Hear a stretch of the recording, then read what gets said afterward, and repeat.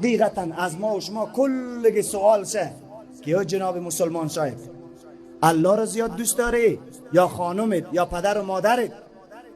والله ملا صاحب الله را زیاد دوست دارم، اما به خانهش رفتن نمیتونم، از امرش اطاعت کردن نمیتونم، به دشمنش دشمنی کردن نمیتونم، به دوستش دوستی کردن نمیتونم. این محبت دروغ است یا راست است؟